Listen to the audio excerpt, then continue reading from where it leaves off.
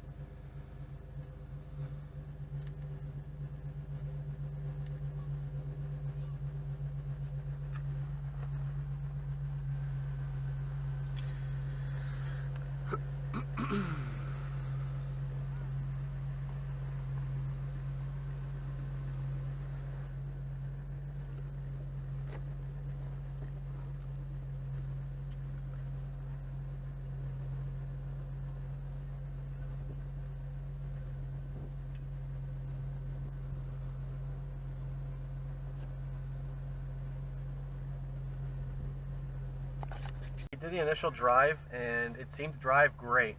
It has tons of power now, and it seems to shift out of first gear right around 10 miles an hour, which is, I believe, where it should for an automatic.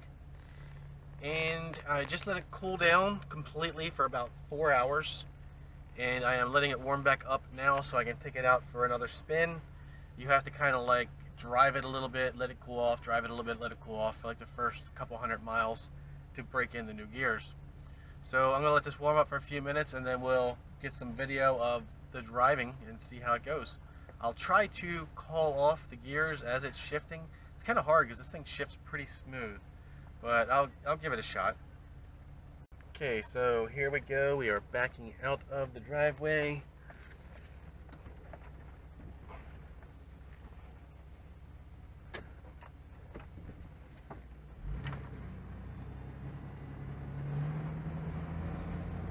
And it just shifted out of first at 10 miles an hour into second.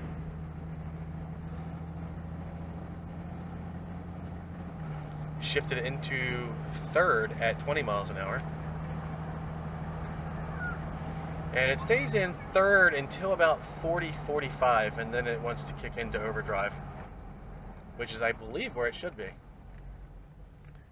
And I cannot go over 45 for the first few hundred miles. So it's going to be a long, spread out break-in period.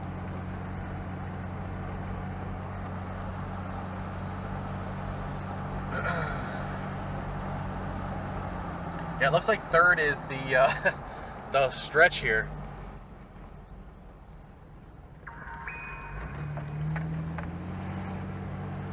It really drives good. It's got a lot of power.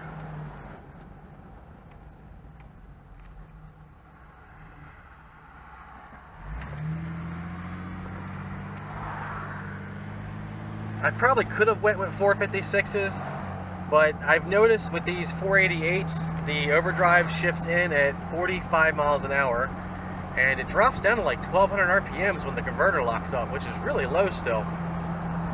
So hopefully it'll still have enough power at 45 in overdrive to get me up to speed when I need it without kicking into third gear, which is what the problem I had with the 373s. It had no power in overdrive, and then it just kept wanting to kick up into third gear. So we'll see how it goes. Right now it's still in third, and we're doing about 35.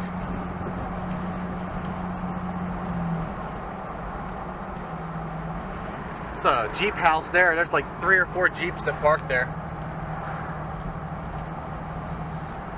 I used my GPS on my phone to gauge the speed, and it shows it being dead on with a 41 tooth gear in the transfer case.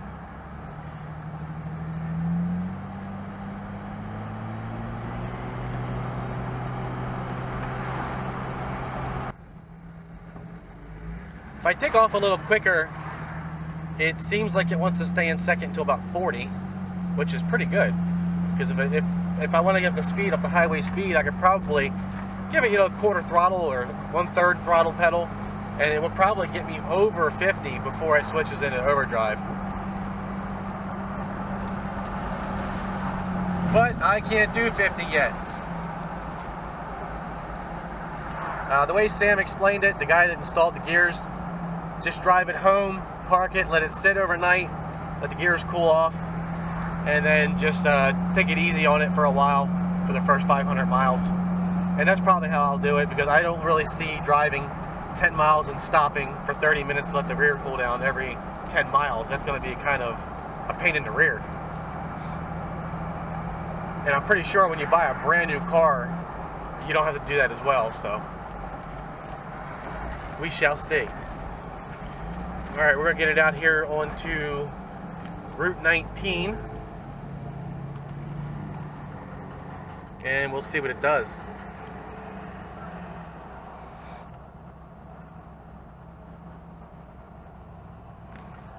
Got a turn lane here. I'm going to try to use it.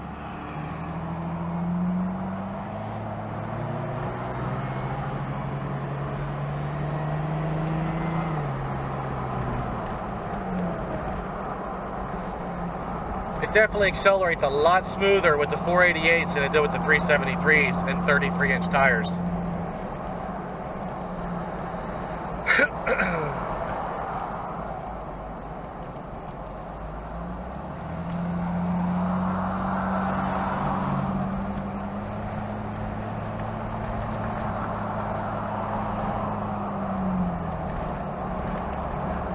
Alright, there we go. It just now kicked into overdrive at 40 miles an hour, and I am at 1500 RPMs.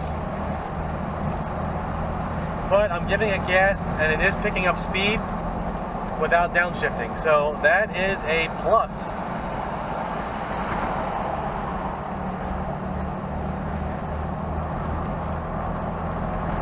Yeah, it's actually picking up the 45 from 40 pretty good without kicking down into overdrive, so I'm pretty happy.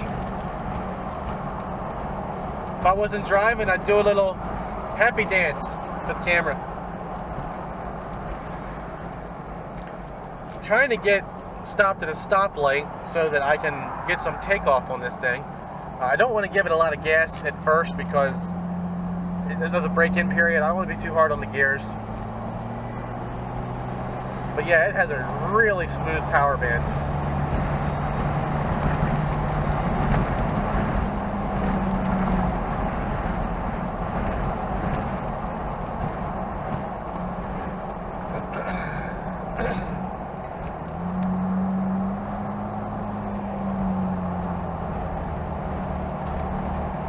Get a little bit of spark knock when I'm picking up speed,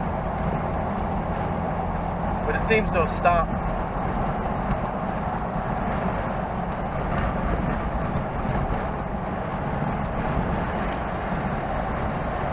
I'm sorry if the camera's moving around a lot, but this is not the smoothest ride in the world, so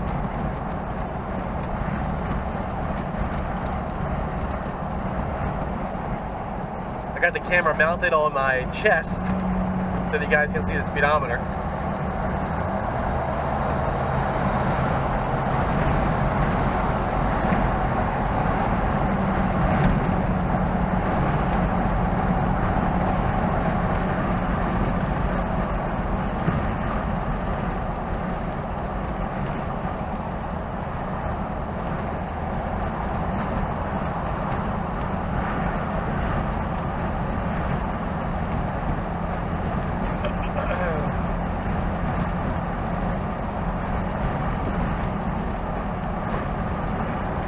Alright, we're at about 4 miles, so I'm going to start moving over so I can turn around. I don't want to go more than 10 miles on the first trip.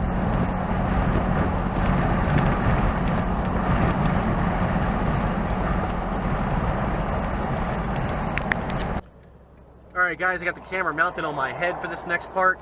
Hopefully you guys will be able to see a little bit about what's going on. I don't think you're going to be able to see the speedometer though.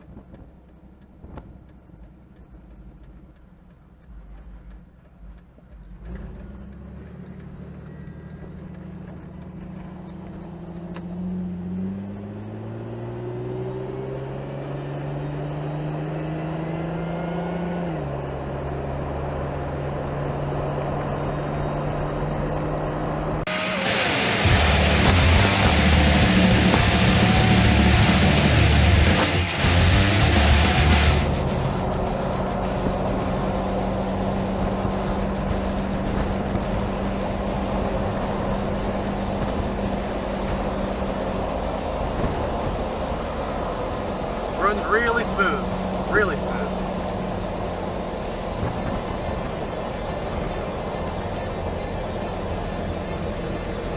Just one of those days where you know it's money well spent.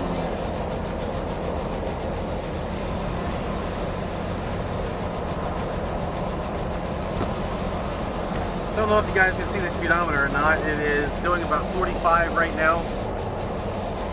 And I get a little bit of vibration, but I think that's probably because the gears are still new. So we'll give that a little while to see if that works out.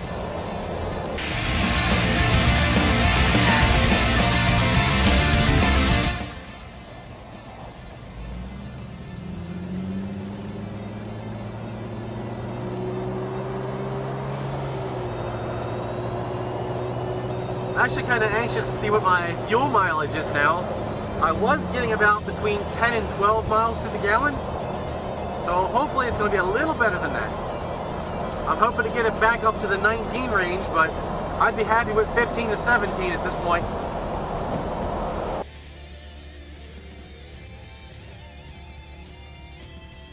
think this thing's finally back in the engine's correct power band.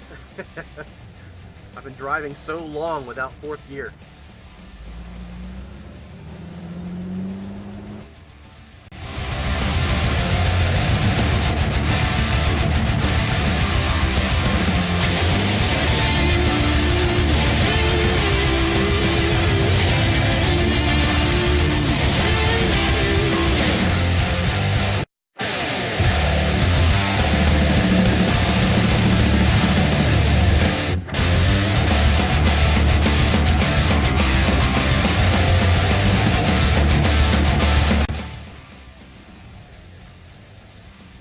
Now that the gears are installed, I don't know if I said it earlier on, but I did not get the lockers put in because most of my driving when I start driving this Jeep cross country is going to be highway driving, and the type of lockers that I bought were really designed for off-road. They weren't really designed for on-road use, and they click and pop and bind and stuff like that. So I'm going to keep the open dips for now, and later on I will probably upgrade to some either True Track Detroits or just limited slip for the rear and a True Track for the front, which would be about another $1,000, and I'm going to of course have to pay someone to put them in again.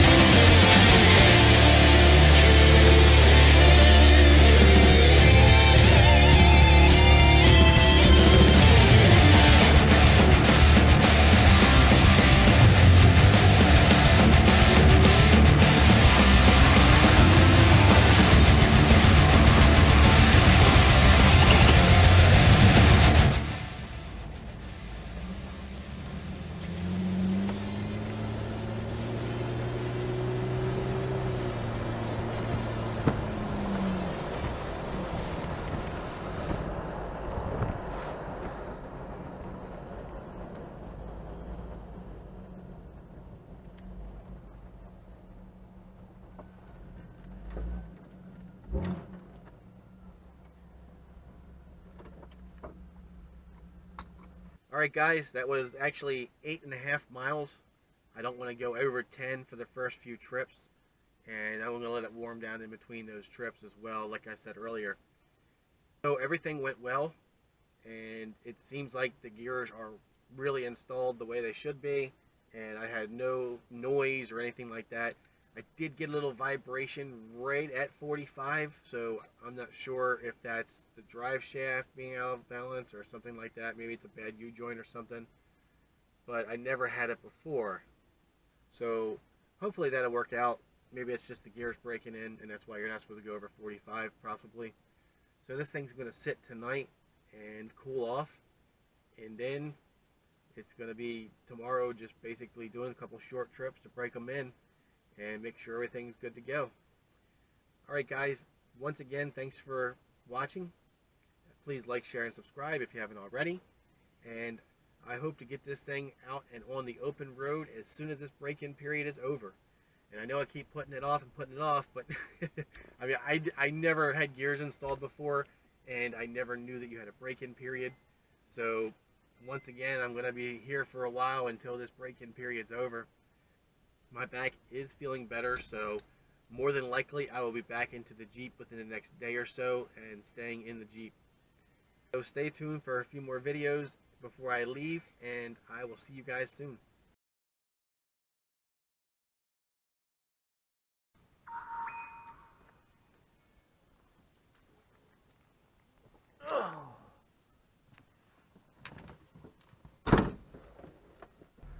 Maybe 15. So everything went so